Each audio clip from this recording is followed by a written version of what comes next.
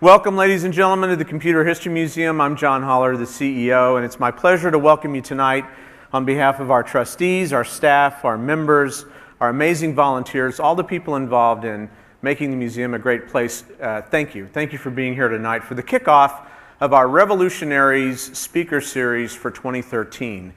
We have major funding for the Revolutionary Speaker Series from Intel. We're delighted to have Intel's support for the fourth year running now, and it's fantastic because it enables everything that we do to make these Revolutionaries programs possible. We also get additional funding from the William K. Bowes Foundation. I want to say a special thank you to Tesla for arranging to have a Model S here this evening. I hope you had a chance to see the Model S downstairs. We've been looking forward for years to an event when we could have the Motor Trend Car of the Year at the museum. And we have it here tonight, so thank you to Tesla. We asked SpaceX for a rocket. That proved to be a little more challenging, but maybe someday. And now for tonight's program. Here's a thought exercise. If you compiled a list of the 75 most influential people of the 20th century, who would be on your list?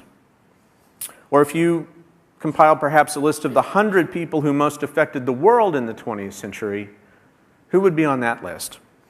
Now, think of the same list that you might start compiling for the 21st century so far. And if all of that proves to be a little too much, I can offer some help. Elon Musk has been on every single one of those lists that has been compiled for the 20th century to date, no matter who seems to be drawing the lists up. Few scientists, entrepreneurs, or industrialists of the last century could stake a claim to a career as boldly ambitious as the one Elon Musk is fashioning now.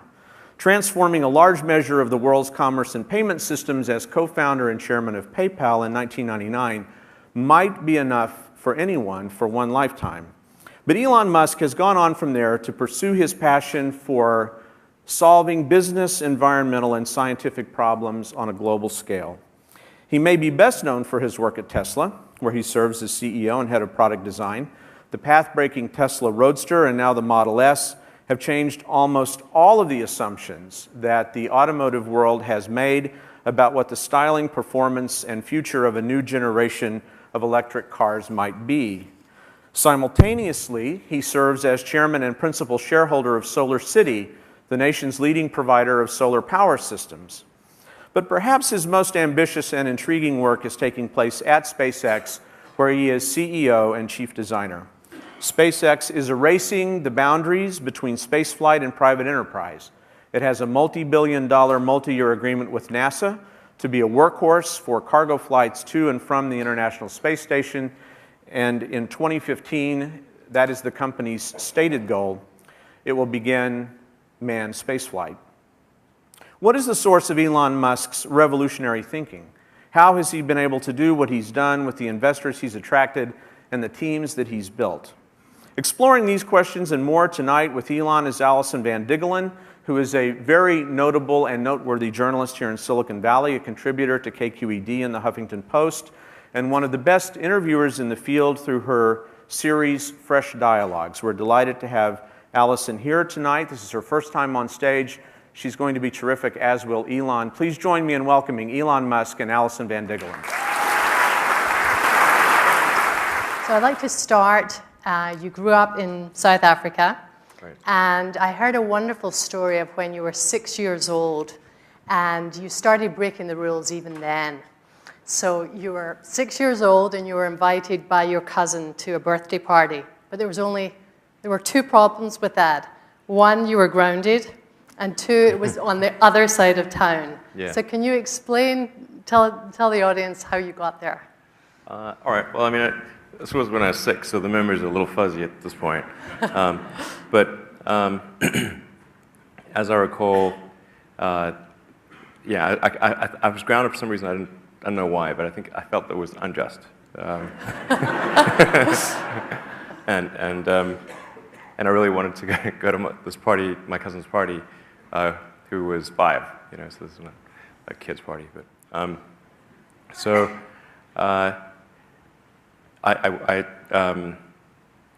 At first I was going to take my bike, but then, and I told my mom this, which was a mistake. Um, and she told me some story about how you needed a license for a bike, and the police would stop me. So I wasn't 100% sure if that was true or not, but I thought I'd better walk just in case. So yeah, I sort of thought I knew the way, but it was clear across town. So I don't know, it was 10 or 12 miles away. It's really quite far, further than I realized actually. And so I just started walking to my cousin's house. I think it took me about 4 hours. And just as my mom was leaving that party with my brother and sister, she saw me walking down the road and freaked out. And then I saw she saw me, so I then sprinted to my cousin's house, and I was just about 2 blocks away, and then climbed a tree and refused to come down. Wow. So the first of many rule-breaking adventures guess, for Elon Musk. So by the time you were 12, you were already an entrepreneur and making a profit. I understand you earned $500 equivalent in Rand for creating a video game. Can you tell us about that and what the inspiration was? Yeah, sure. So when I was about 10, I walked into a computer store in South Africa and saw an actual computer. I previously had some early sort of precursors to the Atari system, and then I got the Atari system, which I'm sure a lot of people here have played. But then I saw you could actually have a computer where you could make your own games, and it was a Commodore VIC-20. So that was the first computer I bought, and then I got some books on how to teach yourself programming, and this was like the coolest thing I'd ever seen. So I was just like, this is super awesome. So I started programming games and then selling games in order to actually buy more games. So a bit of a circular thing. So and more games and better computers and that kind of thing. So, right. Yeah. So the money wasn't the end goal for you. It was more a means to an end. Yeah. I mean, basically, I'd spend money on better computers and Dungeons and Dragons modules and things like that. Nerdmaster 3000, basically. Right. Yeah. So I understand at that time you were heavily into comics. I'm curious to know, did you love Iron Man, the comic Iron Man? I did kind of like Iron Man, yeah. You did? Yeah, did you ever imagine that you would be the inspiration for the movie version? I did not. Yes. No, that was pretty much. I would say 0%. I would have said 0% chance. What kind of kid were you? I mean, can you look back and see yourself? Were you a bit of a loner kid, bookish kid? I wasn't all that much of a loner. At least not willingly. But I certainly was quite. I was very, very bookish. I was reading all the time. So I was either reading, working on my computer, reading comics, playing Dungeons and Dragons, that kind of thing. And I understand Hitchhiker's Guide to the Galaxy, that wonderful book by Douglas Adams. That was a key book for you. What was it about that book that fired your imagination?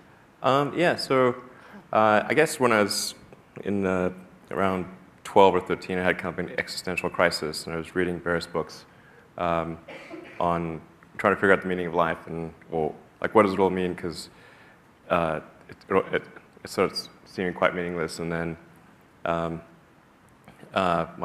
we happen to have like some books by Nietzsche and Schopenhauer in the house, which you should not read at age 14. It's bad. It's really negative. But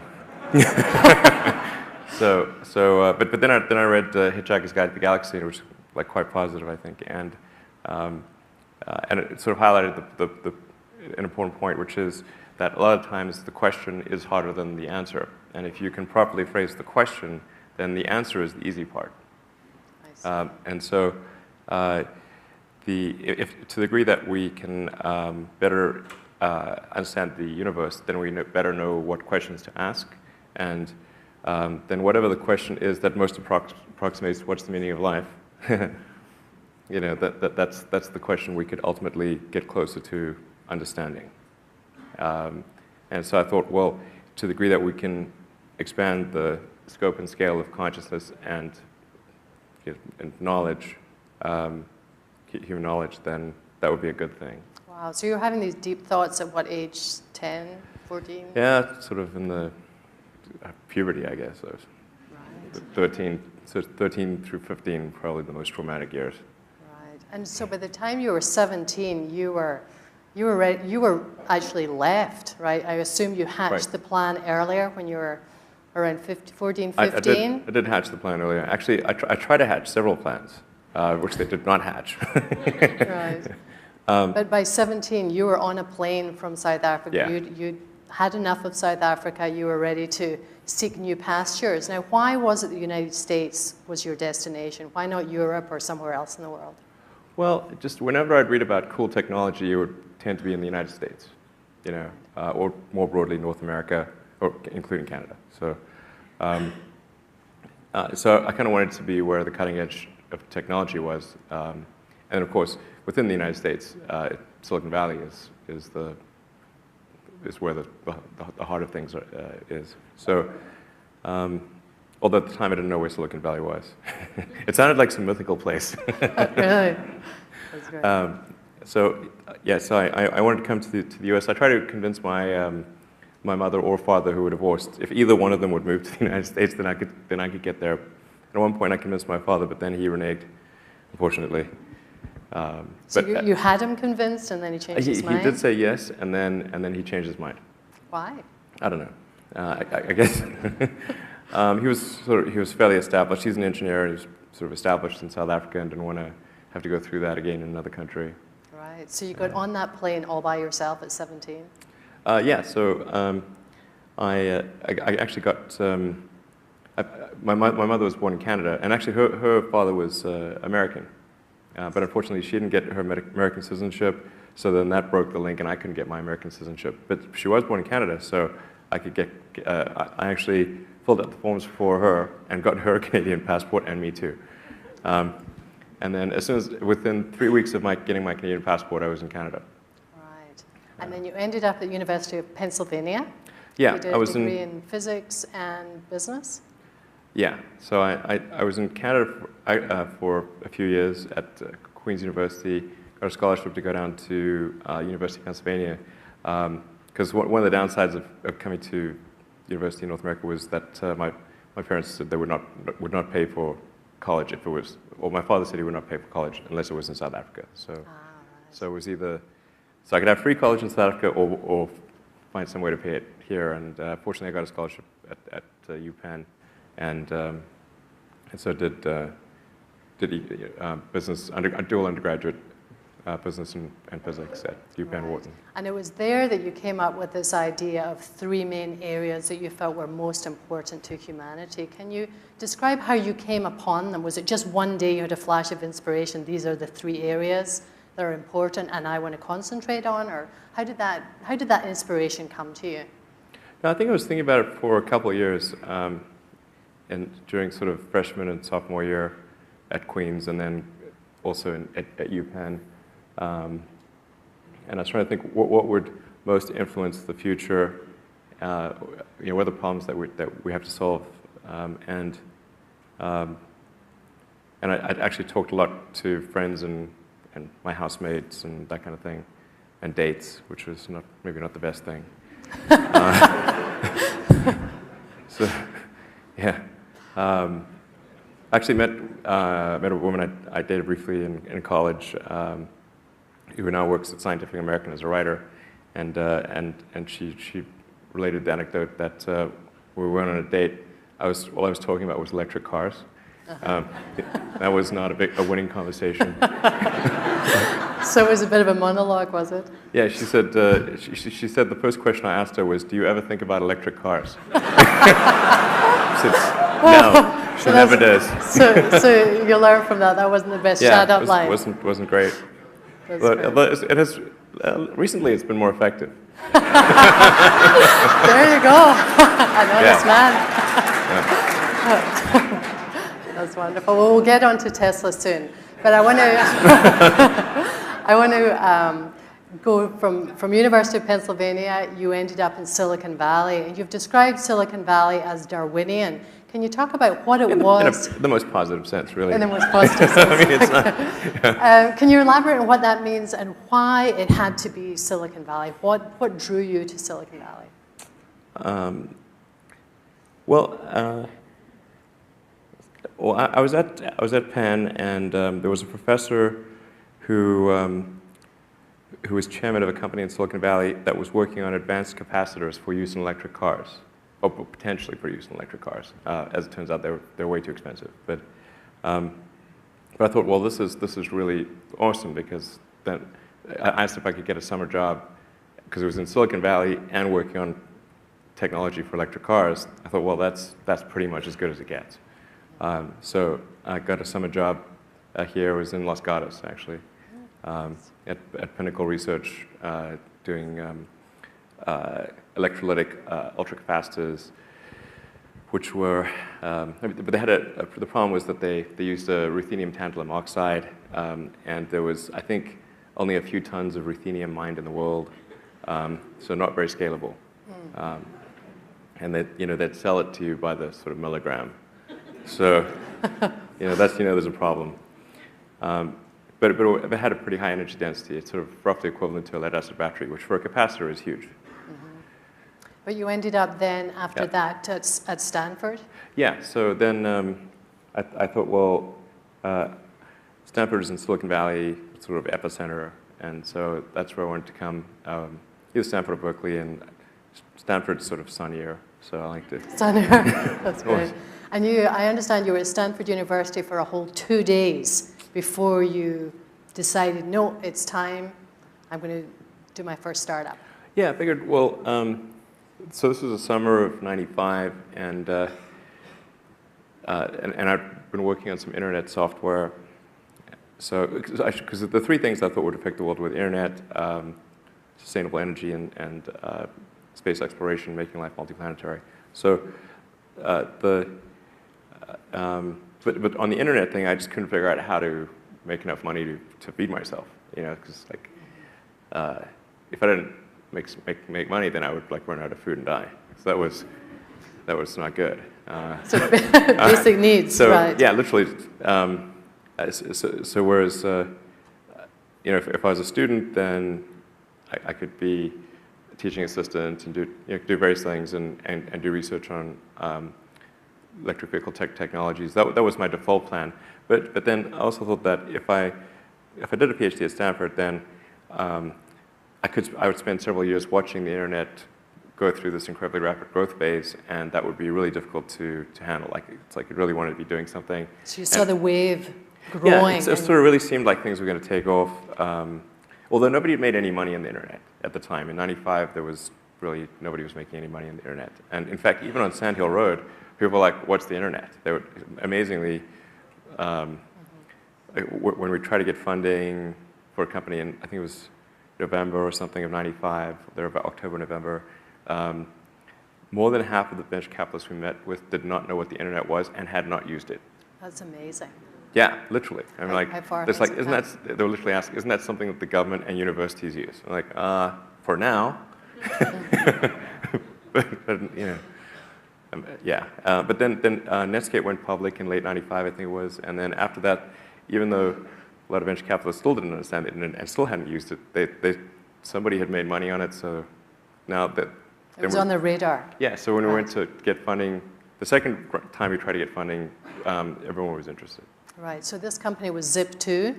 That's right. And terrible name. Yeah. What was the reason for that name? Well, we were just incredibly stupid at the time, I think. That's the main reason for that name. And because we got some ad agency, because we thought, well, we don't know anything about names, so we'll get some ad agencies to suggest a bunch of options, and then Zip2 seemed kind of speedy. I don't know why the hell we chose that stupid name. And it has a digit in it. It's like, why would you pick it? Because it could be Zip-T-O, it could be Zip-T-W-O, it could be Zip-T-O-O. So like people literally spelled the name every variation, which is bad if you go to URL and you don't have the other ones. So Zip2 started off as basically like I said, we're trying to figure out how to make enough money to exist as a company, and so since there wasn't really any advertising money being made, we thought we could help existing companies get online, bring their stuff online. So we developed software that helped bring a lot of the newspapers and media companies online, because a lot of them just they also didn't know what the internet was. You had some big customers, didn't you? Yeah. Mm-hmm. And even the ones that were aware of the internet didn't have a software team, so they weren't very good at developing functionality. So we had, as investors and customers, the New York Times Company, Knight Ridder, Hearst, and so we were able to get them to pay us to develop software for them to bring them online, so online publishing stuff. And we did maps and directions and yellow pages and white pages and various other things. We developed quite sophisticated technology, actually, but it wasn't actually being employed super well by the media companies. Like we would suggest ways to use it, and then it would not be used as effectively as it could be. It was very frustrating. Right, but you did sell that company successfully to Compaq. Yeah. Right, and that allowed you to go on and create X.com. That's right. Yeah, exactly. So Compaq had Alta Vista. So their thought was combine Alta Vista and a bunch of other technology companies and see if that would work, which it did not. But nonetheless, they were pretty nice guys and bought the company, and that gave me the capital to do another company. And I wanted to do another company in the internet because I thought we hadn't really reached the potential that we could have with Zip2. Because we had really sophisticated software. I mean, our software was sort of at least comparable to what Yahoo or Excite or others had. In fact, I mean, I thought in some ways it was better. So, but it wasn't, because it was all filtered through these partners, it wasn't getting properly used. Right. So I thought, well, I want to do something that could be a more significant contribution to the internet. And, right. And so the initial thought was financial services, because money is digital, it's low bandwidth. At the time there was, most people were on modems, still on modems, and because this was late 98, early 99. So this was, X.com was a precursor to PayPal, basically. That's right, yeah. Right? You merged with Confinity, and it became PayPal, major success. Yeah, it worked out better than we expected. Yeah. So yeah, Confinity. So initially, Confinity and X.com started out from slightly different directions, and then converged to the same point. With X, the thought was to create an integrated set of financial services, so you could go to one place and do all of your financial anything. And then as a feature, we had the ability to transfer money or securities or anything simply by entering a unique identifier. So like a email address or phone number or something like that. Right. But when we would demo the system, the hard stuff, which was the integration of all the financial services, people would not be interested in. But they'd be really interested in being able to transfer money using an email address, even though that was actually quite easy. And so we focused our energy on that. And although it's easy in principle, what gets really hard is adding security while still keeping it easy to use. Right. Yeah, so, because it's like the Willy Loman quote, like, why do you rob banks? Because that's where the money is. So why do people rob PayPal? Same reason. Right. And so you can dial up the security to a really high level, but then you're going to make it very hard to use. And so that was one of the toughest things we wrestled with. And then Confinity originally started as kind of software for Palm Pilots, and then they had a demonstration application, which was the ability to beam money from one Palm Pilot to another using the infrared port. People remember that one. Yes. That was big at one point.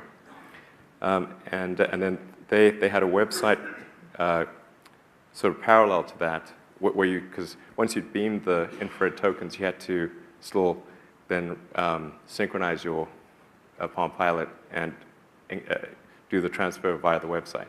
So, but then people weren't that interested in the Palm Pilot stuff, but they were interested in the website. So we kind of converged to the same point, and we're quite close together. So we decided to merge the companies, and in I think January or so of 2000, was a very turbulent period.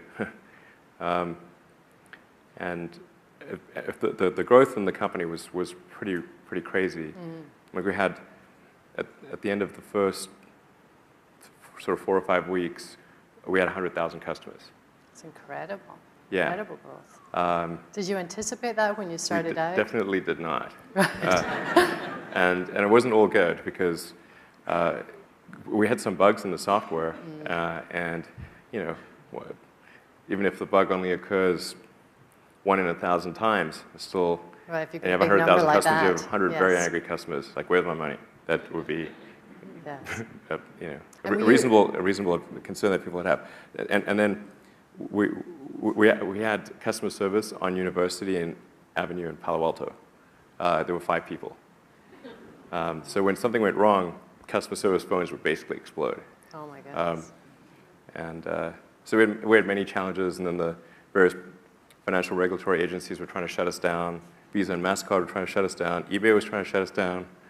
FTC was trying to shut us down. There were a lot of battles there. Wow. Yeah. It's quite incredible with all that adversity you conquered. And you came out with several hundred million, right? Yeah, it was a close call. We definitely, came very close to dying there in 2000 and 2001. And what was the reason for that success? What would you put it down to in that case? How did you overcome? Well, I think we had a really talented group of people at PayPal, and a lot of those people have actually gone on to start many other companies. Yes.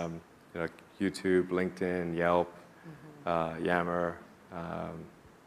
It's like quite a long list, actually. So for you personally, there you were with several hundred million. Were you not tempted just to go and buy an island?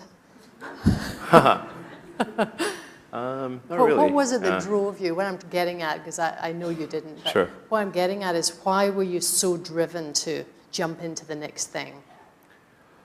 Well, I was. Did you take any time off? I did take a bit of time off because after PayPal, I did reasonably well for PayPal. I was the largest shareholder in the company, so and we were acquired for I think about $1.5 billion in stock, and then the stock doubled. So, it did reasonably well. But the idea of like lying on a beach as my main thing just sounds like the worst. That sounds horrible to me. Just the because boredom factor. I would go bonkers. I would, I would have to be on serious drugs. I mean, yeah. Or serious pina coladas. Right, exactly. Right. I mean, it just, I'd be super duper bored. So that, I like high intensity. I like going to the beach for a short period of time, but not much longer than a few days or something like that. Right. So let's talk about the seeds of SpaceX. I understand it started not as the idea of let's start a rocket ship company. You had a philanthropic idea. You were really surprised when you found out that NASA didn't have any plans to go to Mars. And you Yes. came up with this idea of let's put a greenhouse on Mars. So can you explain how that whole idea came into being for SpaceX? Sure. Well, so when I was thinking of what I thought would affect the world as a student, it wasn't really from the standpoint of those are the things I'll get involved in. It was kind of more in the abstract. These are the things I think will happen that will affect the world, but not that I will be involved in them. As it turns out, I have. But I always thought that we would make much more progress in space, and it just didn't happen. It was really disappointing. So. Yeah, I was really quite bothered by it. So, when we went to the moon, we were supposed to have a base on the moon. We were supposed to send people to Mars, and that stuff just didn't happen. We went backwards. We got the space shuttle, but the space shuttle could only go to low Earth orbit, whereas Saturn V could go to the moon.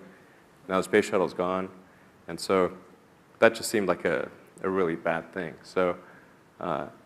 I thought, well, maybe it was a question of there not being enough attention or will to do this. But this was a wrong assumption. So, but that's the reason for the greenhouse idea. The thought was if there could be sort of a small philanthropic mission to Mars, so I was expecting to lose all the money that I invested in that.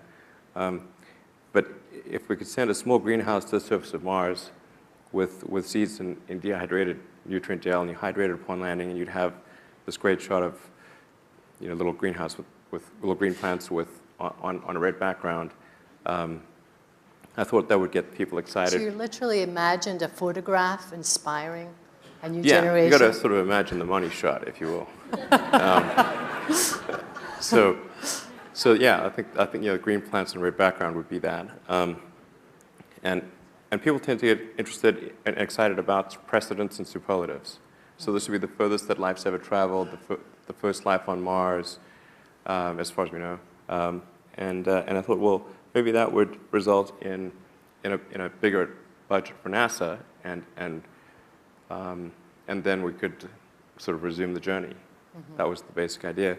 And I spent several months on this, actually, and went to Russia 3 times, because I was able to figure out how to get the cost of the spacecraft low, and the communications and the greenhouse and all that to a reasonable number. Reasonable meaning several $1 million. And did you actually physically draw out a greenhouse of how you imagined it? Actually, I hope we got that somewhere. That'd be amazing to see. Yeah. I mean, I'm sure it looks pretty goofy in retrospect, but that's the idea that we had, and I spent several $100,000 just kind of getting the design worked out and engaging some companies to come up with design specifications for the subsystems, but then it came to buying the rocket, and the problem was that the cost of rockets is really high, and the lowest cost rocket in the U.S. at the time was the Delta II, Boeing's Delta II, and that would have been about $50 million. Yeah, and then you'd still need to have like an upper stage for Mars, so probably $60 million all in. And that was, and I wanted to do 2 of these missions because I thought if it did just one and it didn't work, then that could have like the opposite effect. Well, like, look how dumb it is to do to try to send things to Mars. Look at all this money down the drain, yeah, right? What an idiot. So I wanted to do 2, and I just didn't have enough money to do 2 complete missions. Right, so you had a budget of about $100 million, something like that? Well, I was hoping it would be less than that, but not more. Not more than that. But then, yeah, I guess roughly on that order is about the most I'd be. I couldn't spend much more than that. So. So the Russians didn't help you out? Yeah, three quite interesting trips to Russia to try to negotiate purchase of 2 Russian ICBMs. Yeah. And did they think you had evil intent? No, they just thought I was crazy. But I mean, that's not good either, if you're buying ICBMs. But minus the nuke. I mean, I think that would have been a lot more. So you didn't talk nukes to him? No, I didn't. I mean, I slightly got the feeling that was on the table, which was very alarming. But yeah, those were very weird meetings with the Russian military and whatnot. I mean, I think they thought I was a bit crazy, but then they read about PayPal and said, okay, he was crazy, but he's got money. He did something right. Yeah, well, and more importantly, I could pay them. Right. Yes. So that's really. I mean, it was remarkably capitalist. Was my impression Of the Russians. Yeah. Right. I have heard that before. Yep. So tell me, what was the turning point from talking with the Russians and then deciding, okay, I'm going to do this. I'm going to set up a company. What was that turning point for you? Well, I guess I came to the conclusion that my initial premise was wrong. That in fact, there's a great deal of will. There's not such a shortage, but people don't think there's a way, and that if people thought there was a way, or at least something that wouldn't break the federal budget, then people would support it. Which, in retrospect, I think is actually kind of obvious, because the United States is a distillation of the human spirit of exploration. People came here from other places. I mean, there's no nation that's more a nation of explorers than the United States. But people need to believe that it's possible, and that it's not. They don't have to give up like healthcare or something important. Right. It's got to be that's important. So I thought, okay, well, then it's not a question of will. It's a question of showing that there's a way. And I started reading quite a bit about rockets to try to understand why they're so freaking expensive. Is there something? Where does the $60 million go for the Delta II? And that subsequently, now Delta II, I think, is $100 million or something, even some crazy number. And Delta II that's a relatively small rocket. So if you go to like a really, one of the bigger rockets, it's anywhere from $200 to $400 million. Anyway, so I came to the conclusion that there wasn't really a good reason for rockets to be so expensive, and that there could be a lot less. And even in expendable format, they could be less, and that if one could make them reusable, like airplanes, then the cost of rocketry would drop dramatically. Cost of space travel would drop dramatically, because the cost of the fuel was maybe anywhere from 0.2 to 0.5% of the cost of the rocket. Right. It's kind of like a plane. I mean, how much is the cost of the fuel in the plane versus the plane itself? It's at least a 2 order of magnitude difference. But nobody had really been able to make a reusable rocket work. So so I thought, okay, if we can do that, then that would really be the key breakthrough for space travel. Right. But you also said that... So far, we have not succeeded, I should point out. You've also said that failure was the most likely outcome. Can you talk about failure in that sense and in a broader sense of being an entrepreneur and an innovator? Why is failure so important? Well, I think failure is bad. I don't think it's good. But if something's important enough, then you do it even though the risk of failure is high. And so I think my advice, if somebody wants to start a company, is they should bear in mind that the most likely outcome is that it's not going to work. And they should reconcile themselves to that strong possibility. And they should only do it if they feel that they are really compelled to do it. Right. Because it's going to, the way starting a company works is like, usually in the beginning, the very beginning, it's kind of fun. And then it's really hellish for a number of years. You talked about chewing glass. Yeah, there's a friend of mine who's a successful entrepreneur, and started actually his career around the same time as I did. And he has a good phrase. His name's Bill Lee. He said, "Yeah, starting a company is like eating glass and staring into the abyss." And you agree with that? Generally true. Yeah. And if you don't eat the glass, you're not going to be successful. That's tough medicine. Yeah. Medicine. So let's move along. We're going to get down into innovation and motivation shortly, but I want to just go through your whole business career first. So shortly after founding SpaceX, you then got interested in electric vehicles, and I understand you watched the vigils for the death of the EV1 when they were all smashed. Talk about that and why you felt, even after founding SpaceX, I have to get involved with Tesla. Yeah, as I said, like my interest in electric vehicles goes back a long time to, goes back 20 plus the years. dating scene. Yeah, right. Absolutely, exactly. And in fact, the original reason I came to Silicon Valley was to work on electric vehicle energy storage technology. Right.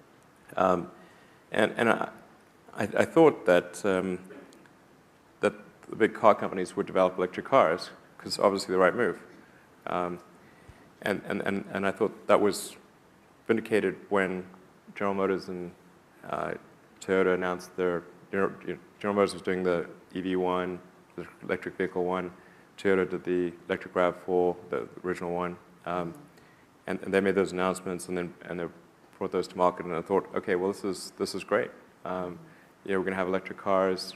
GM's going to obviously do the EV2 and 3, and then they just keep getting better, and everything would be cool. And then when California relaxed its regulations on electric cars, GM recalled all of the EV1s and crushed them into little cubes, which seems kind of nutty. So in fact, the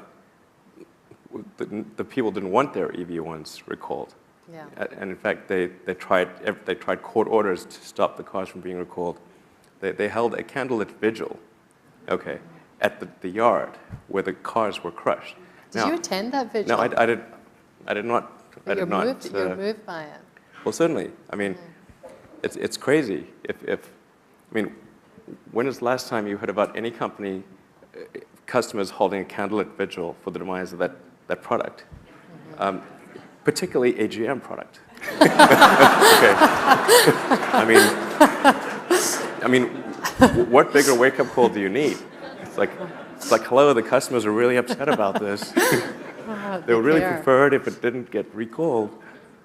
So that kind of blew my mind. So it was like, wow, okay. And then we had the advent of lithium-ion batteries, which really helps it makes, that's one of the key things for making electric cars work. It's still nothing. And so in 2003, I actually had lunch with one of the other co-founders of the company, J.B. Straubel, who was actually working, I think, on like a hydrogen airplane or something. And he mentioned to me the T0 car that was done by AC Propulsion. AC Propulsion, I think, consists of guys, some of whom had actually been on the EV1 program, and they took a gasoline sports car, kind of a kit car, and outfitted it with lithium-ion batteries, sort of consumer-grade cells, and they created a car which is essentially the precursor of the Roadster, and in fact, it had very similar specifications. So it's a sub-4-second 0 to 60 miles an hour, 250-mile range, and also a two-seater sort of sports car.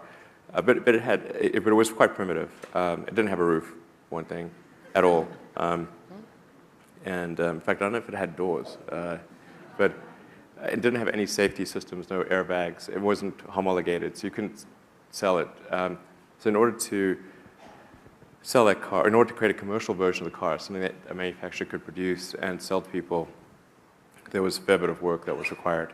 And but anyway, I kept trying to get AC Propulsion to commercialize the T0, and I said, look, I'll fund the whole effort. You really need to do this, and they just sort of refused to do it. They didn't want to do it. They wanted to make I think what's that?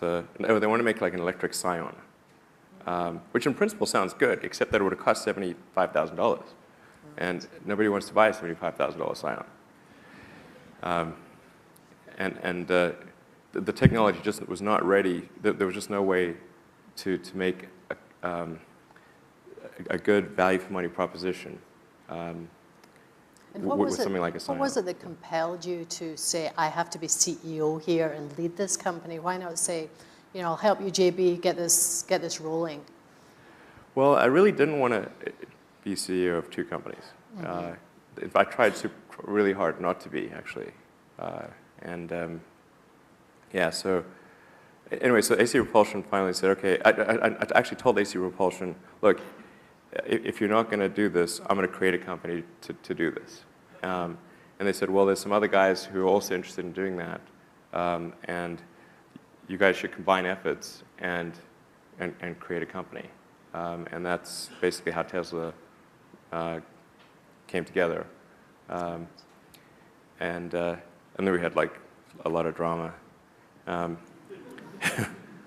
I mean, I had, since I was I provided like 95% of the money, so I could have been the CEO from day one, but I really, the idea of being CEO of 2 startups at the same time was not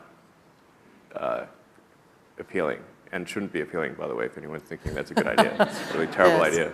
But then again, going back to your trajectory here, not only did you take on 2, you took on 3. You had an epiphany at Burning Man, I understand, and decided. You have to watch those epiphanies, Burning Man. Not necessarily what you should pursue. And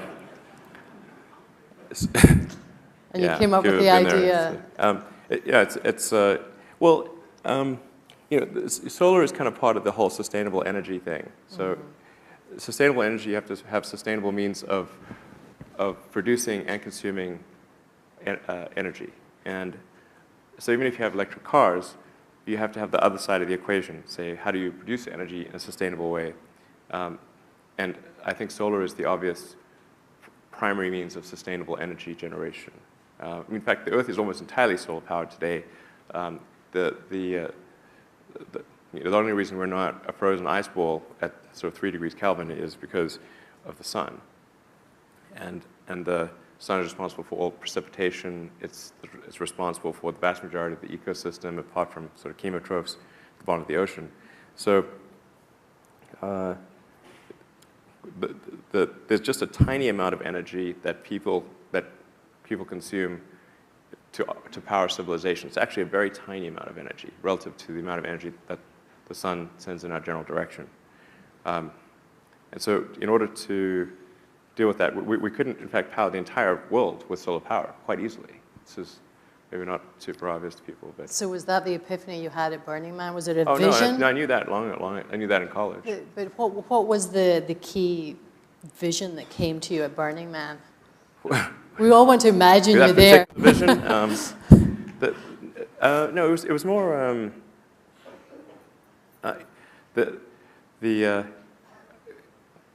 I wouldn't say it was a particular epiphany. It was more that I was at Burning Man with my cousins, or 2 of my cousins, Lyndon and Peter. Lyndon and Peter Rive, who are awesome guys, and they were sort of trying to think, what should they do after their first startup. So they did a company called Everdream, which did large-scale management of computers. So if you've got like 60,000 computers, it's kind of hard to manage them. So they created software that enables companies to do that. Right. And that company actually got sold to Dell. So they were looking for a new venture and looking for your ideas? Well, I wouldn't say they were necessarily looking for my ideas, but I actually was trying to convince them that they should do solar.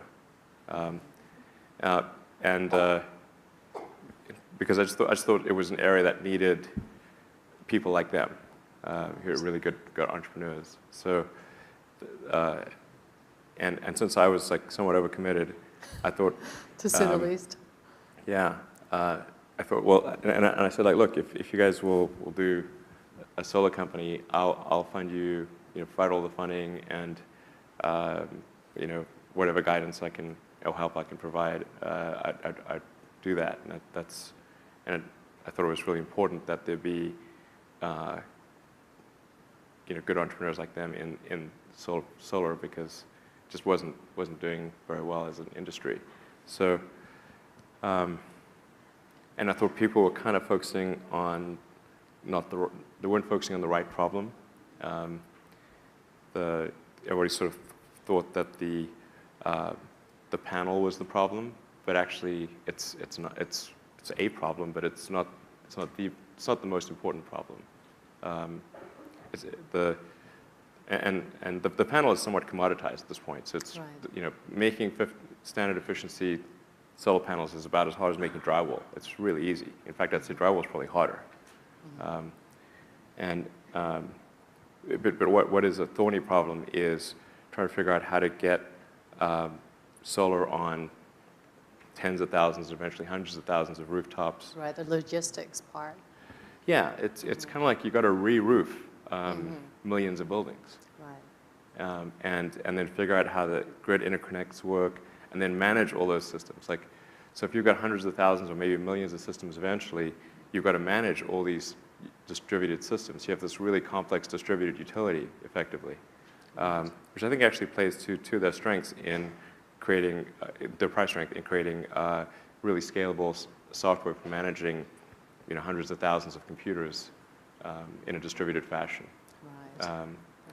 And that's kind of what they did, and did an awesome job. It was just like I basically would show up at the board meetings to hear what's the good news this time. It's like really, we had like maybe a couple of bad news board meetings.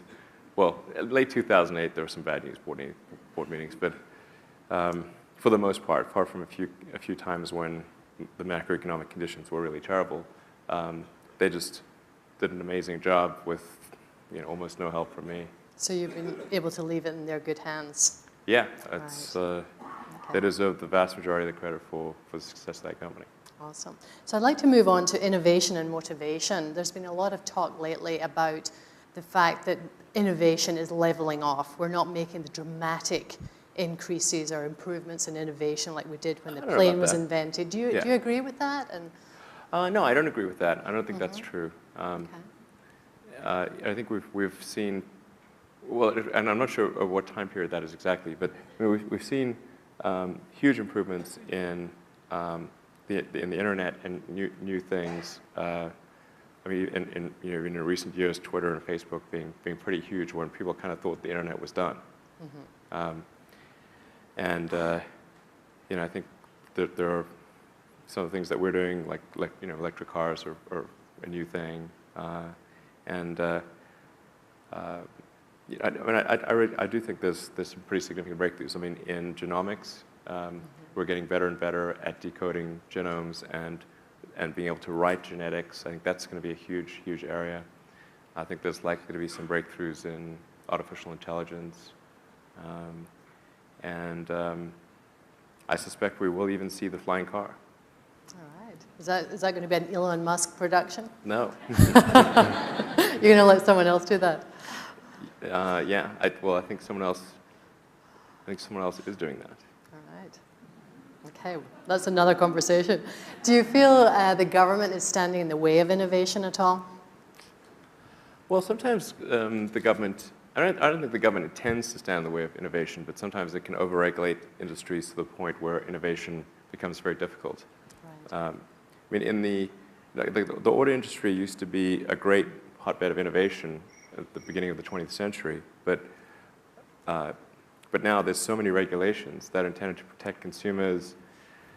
The body of regulation for cars could fill, this room. It's just crazy how much regulation there is, down to what the headlamps are supposed to be like, and they even specify some of the elements of the user interface on the dashboard, and some of these are completely anachronistic, because they're relating back to the days when you had a little light that would illuminate an image. So we have to reserve space on the instrument panel of the Model S for where all of the indicators that a car would have. You've got these little lights Check engine or whatever? Yeah, all these little things. There's a whole bunch of them, and we can't have anything else in that space. Well, how about if we have one space and render a different graphic? Oh no, because people are expecting to see it in that space. Nobody is expecting to see it in that space. Yeah, so you feel you can't argue with these regulations, you just have to. Well, you can argue with them, but not with great success. And you can actually get these things changed, but it takes ages. Right. One of the things we're trying to get is why should you have side mirrors if you can have, say, little video cameras, tiny video cameras, and have them display an image inside the car? Right. But there are all these regulations saying you have to have side mirrors. And I went and met with the Secretary of Transport, can you change this regulation? Still, nothing has happened. That was 2 years ago. You know, So you're banging your head against a wall here a little bit. it's not easy to get Yeah. these regulations changed. So talking of government, President Obama is obviously trying to do what he can. If you had 5 minutes with President Obama, what would you advise him for, one, stimulating the economy and entrepreneurship and creating jobs? Is there one thing that, if he could successfully get through, that would be a big stimulus, do you think? Well, I think actually, I think the reality of being president is that you're actually like the captain of a very huge ship and have a small rudder. Because obviously, if there was a button that a president could push that said economic prosperity, you'd be like, they're hitting that button real fast. Full steam ahead, You yeah. can measure the speed of light by how fast they press that button, because that's called like the re-election button. So I'm not sure how much the president can really do, but I think you know, I'm generally a fan of like minimal government interference in the economy.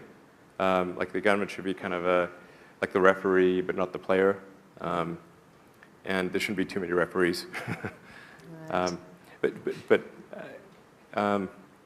There is an exception, which is when there's an unpriced externality, such as the CO2 capacity of the oceans and atmosphere. So Right. when you have an unpriced externality, then the normal market mechanisms do not work, and then it's government's role to intervene in a way that's sensible. And the best way to intervene is to assign a proper price to whatever the common good is that's being consumed. So you're saying there should be a tax on gas? there should be a tax on carbon. You know, Right. if the bad thing is carbon accumulation in the atmosphere, then there needs to be a tax on that, and then we can that will and then you can get rid of all subsidies and everything else.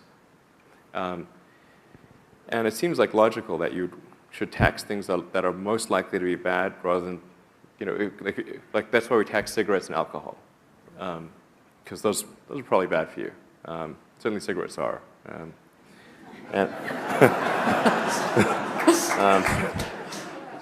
So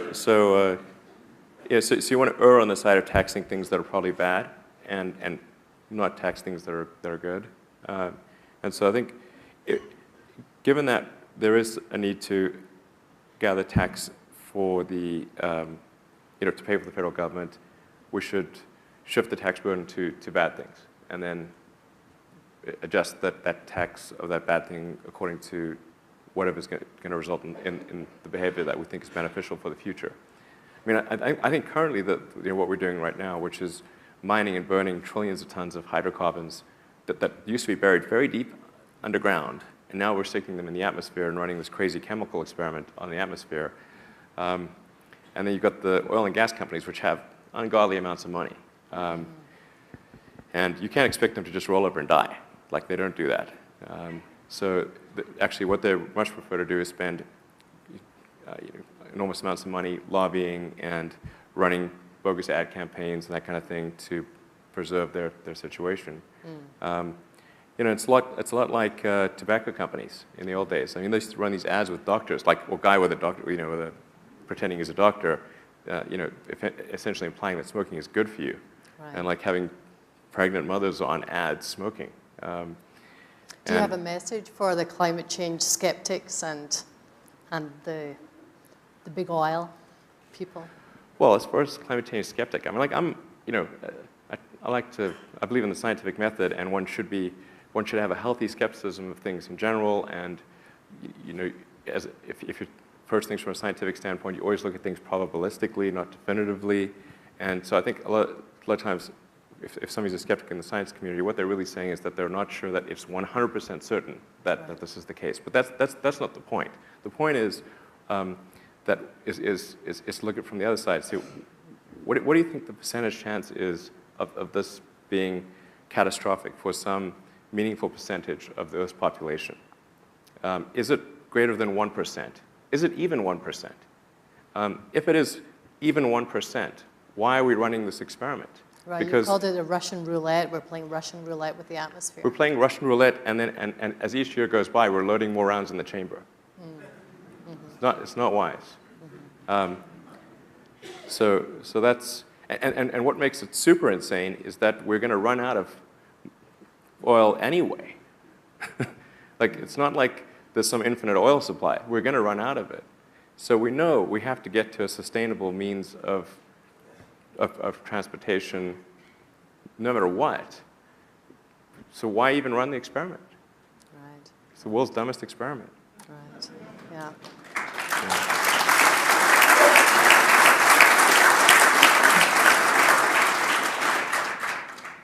So let's move on to focus on Silicon Valley. Steve Jobs was and is a wonderful Silicon Valley icon. Is he someone that you've admired, and what have you learned from Steve's life and work? Well, he's certainly someone I've admired. Although I did try to talk to him once at a party, and he was super rude to me. But I don't think it was me. I think it was sort of, off the course. I think you weren't the first. Yeah, not the first. No, it wasn't. Yeah, and I was actually there with, like, Larry Page is an old friend of mine. I've known Larry since before he got venture funding for Google, and Larry was the guy that introduced me to Steve Jobs. So it's not as like I'm going like and tugging on his coat, like, please talk to me. But so I was introduced by Larry Page. It's not bad. So, I mean, he obviously was an incredible guy and made fantastic products. And I don't know, there was like a certain the guy had a certain magic about him. Just sort of that was really inspiring. So, I mean, I think that's really great. Is there that magic that you try and emulate? No, I think Steve Jobs is way cooler than I am. So. Okay.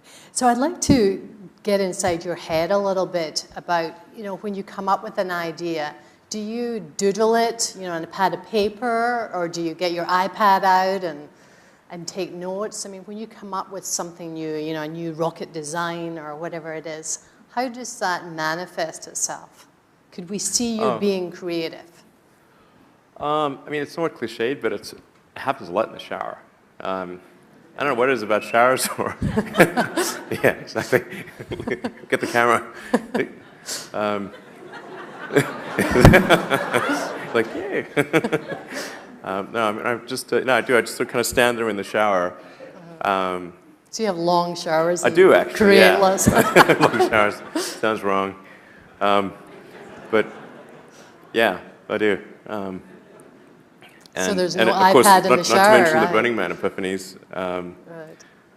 Those are huge. So, yeah, I think that's, yeah.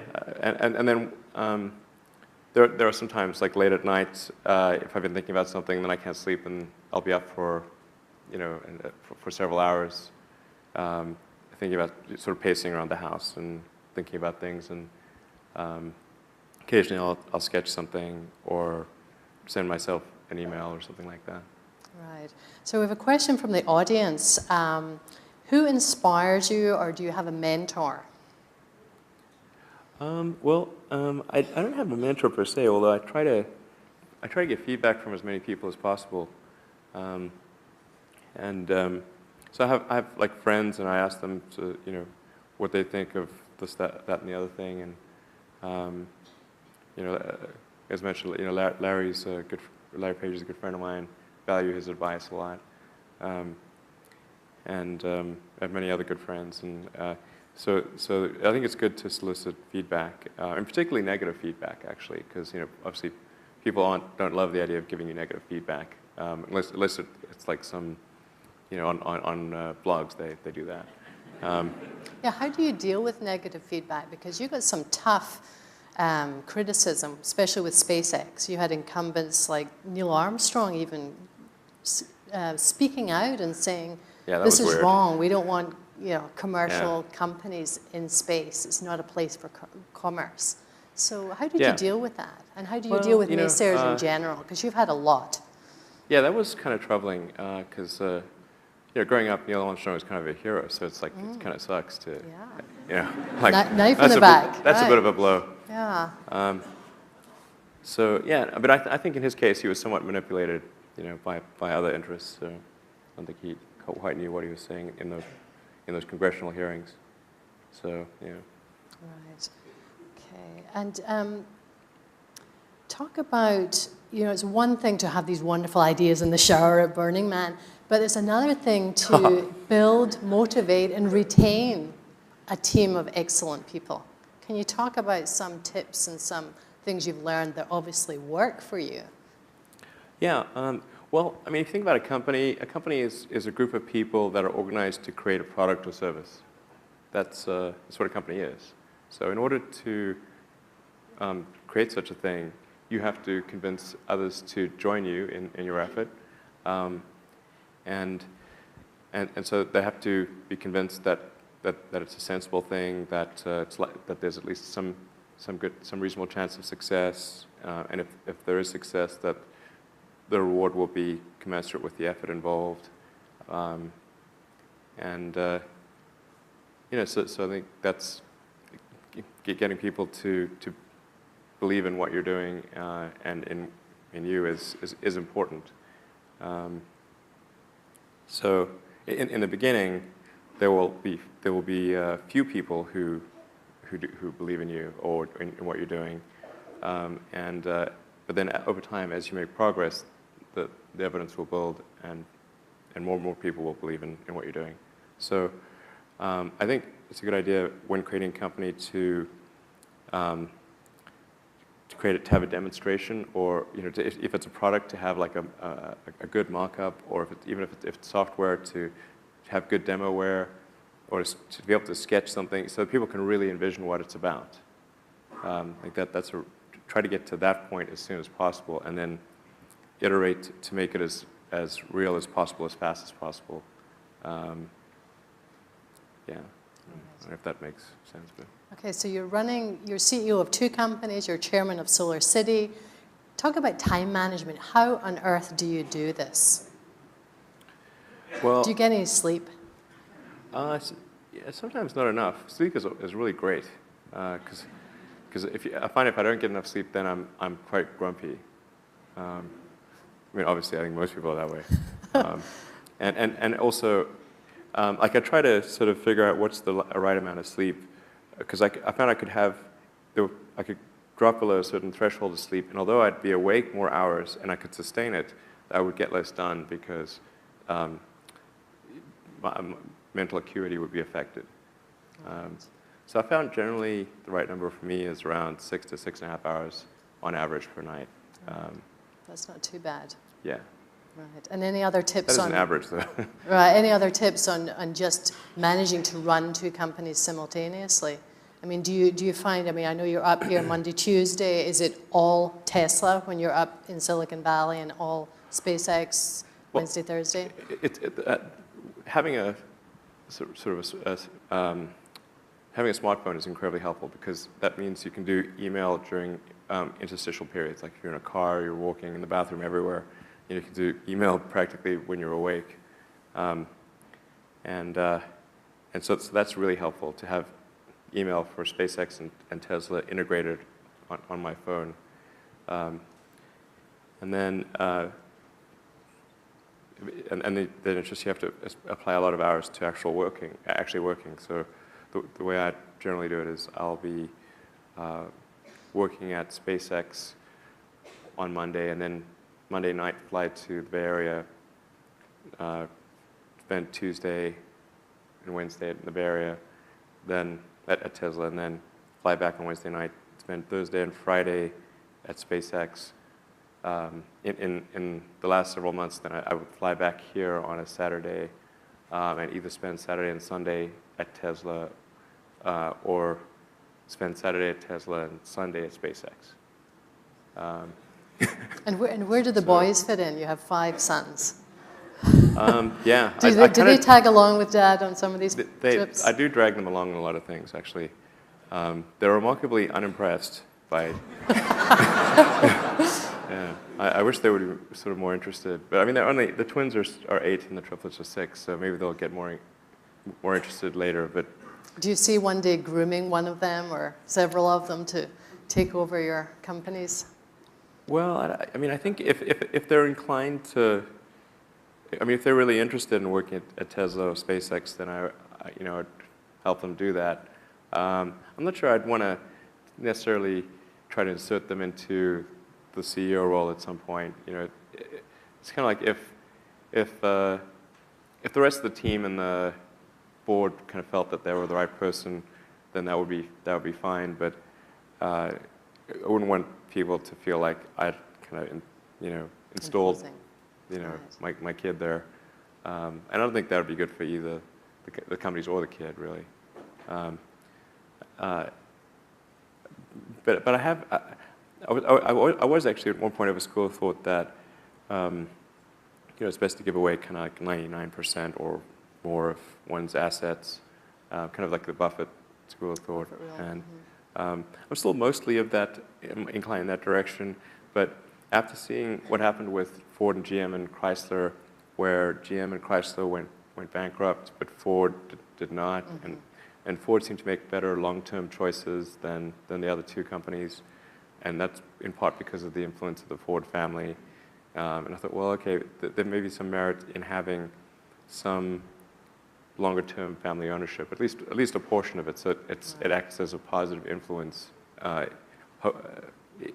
This is still something I'm thinking about, but acting as a positive influence in the long term, so the company kind of does proper long-term things. And like if you look at what happened also in Silicon Valley with HP, I think it's quite sad. And that to some degree is because there was much diminished influence by the Hewlett and Packard families. Right. I think they should have prevailed in their, where they were opposed to the merger that took place at one point, and I think they were right, actually. Right. And looking to the future for SpaceX, is there an IPO plan for this year? No, there's no IPO plan. No. Let's say running a public company does have its drawbacks. So you're not in a hurry? No. Okay. In the case of Tesla and SpaceX, we had to raise capital, and we had kind of a complex equity structure that needed to be resolved by going public. And so I thought we kind of needed to do that in those two cases. We don't have to do that in SpaceX. I think there's a good chance we will at some point in the future. But SpaceX's objectives are super long term, and the market is not. So I'm a bit worried that if we did go public, certainly if we went public too soon, that that market pressure would force us to do short-term things and abandon kind of long-term projects.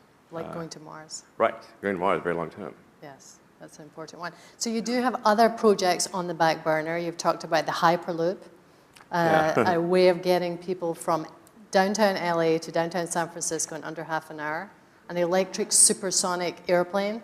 Yeah. Which of those two are bubbling up that we might hear more about in the near future? Well, I did promise that I'd do some paper on the Hyperloop idea, and things got a little hectic towards the end of last year because I'd committed to make these milestones at Tesla to the public markets, and I had to stay true to that obligation, which required just an insane level of work and attention. And then we also had the Solar City IPO, which was a very difficult IPO to get done. And that IPO occurred just by the skin of its teeth. It was such a tough one. Were you just determined it had to be in December? Well, if it wasn't in December, it would mean pushing it out, quite a bit. And the problem is that we'd already pushed it out quite a bit. So if we didn't go public, we'd have to do a private round, and then and it just the whole thing wouldn't feel right. It's like you're sitting at the at the altar, and you don't do the wedding. It's like it's a bit awkward. To say the least. Yeah. Yeah. So we really needed to do it, and I think if we hadn't done it, people would have looked at it as a failure, and it wouldn't have been good. because there's just been too many failures in the solar, or not enough success, let's say, in the solar arena. Right. There needed to be we need to chalk up the success in the Yeah, it was a arena. rare piece of sunshine for the solar Right, industry last year, exactly. that's for sure. Ironically, for a solar industry, does not have a lot of that. Yes. So it's time, unfortunately, for the last question. You've come a long way since you were that 6-year-old little boy breaking the rules. You turned 42 this year. Right. What is on the cards? Where do you see yourself in 10 years' time, 20 years' time, 40 years' time? Because you famously said you want to die on Mars, just not on impact. Right. Exactly. Tell us about that dream. Yeah. Well, I actually was asked by a journalist, "Do you want to die on Mars?" And I said yes. And I was like, "But wait, not on impact." Yeah, just to be clear, that's one of the possibilities. Yeah. So I guess I mean I'd like to be able to go to Mars while I'm still able to manage the journey reasonably well. So I think I don't want to be 75 and go to Mars. You don't want to take your Zimmer frame with you. Right. It could be, at least in the beginning, could be, mildly arduous. So I'd like to get there.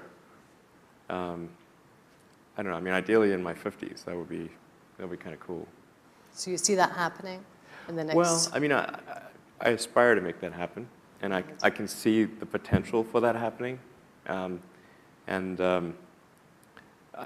not saying it will happen, but I think it can happen. I'll try to make it happen. Great. Ladies and gentlemen, Elon Musk.